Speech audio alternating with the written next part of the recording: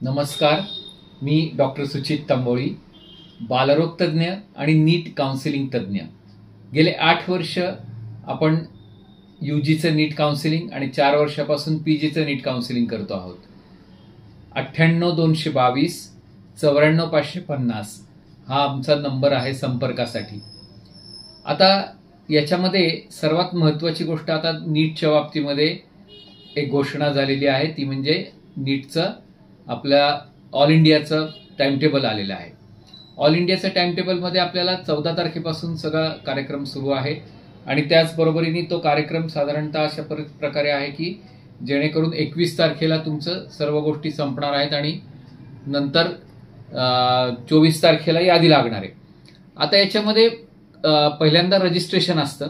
Registration करताना तुम्हाला online पैसे भरायला लागतात की जे नेट बँकिंगनी करायला लागतात, किंवा ते पैसे तुम्हाला डेबिट कार्ड किंवा क्रेडिट कार्डच्या सहाय्याने भरायला लागतात। पण त्याची म्हणजे तेवढी आपल्याकडे कपॅसिटी पाहिजे। म्हणजे जे डीमला जाणारे लोक आहेत त्यांना 2,05,000 रुपये भरायला लागतात आणि बाकीच्यांना ओपन आणि ईडब्ल्यूएसला 11,000 आहेत आणि बाकी रिझर्वेशन कॅटेगरीला 5,500। त्याच्यातले जे डिपॉझिट असतं ते परत येतं, म्हणजे 5,500 मधलं 5,000 डिपॉझिट ते परत येणार, किंवा 2,05,000 मधलं 2,00,000 डिपॉझिट ते परत येणार जर तुम्ही नियम पाळले तर।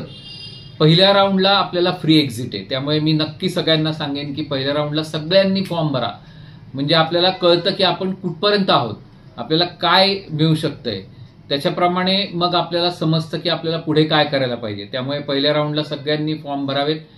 डीमला जाणाऱ्या लोकांसाठी तर मी स्पेशली सांगेन की पहिल्या राऊंडलाच त्यांनी घ्यावं, कारण डीमचा कट ऑफ हा दर राऊंडला वाढत असतो। गव्हर्नमेंटचा कट ऑफ हा दर राऊंडला आपल्याला कमी होतो, पण डीमचा कट ऑफ हा दर राऊंडला वाढत असतो, हे लक्षात ठेवायला पाहिजे। त्याचबरोबर सगळे डॉक्युमेंट्सची यादी आपण आमच्या ग्रुपवरती जर असाल तर तुम्हाला सर्व यादी दिलेलीच आहे। त्याचबरोबरीने तुम्हाला बाकीची सगळी माहिती सांगितली आहे। महाराष्ट्राचं काउन्सिलिंगचं टाइम टेबलही आता या आठवड्यात येईल।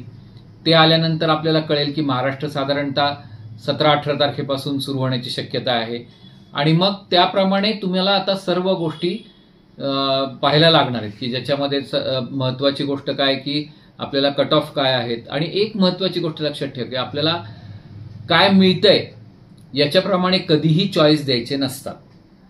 चॉईस हे नेहमी क्वालिटी वाईजच द्यायचे असतात।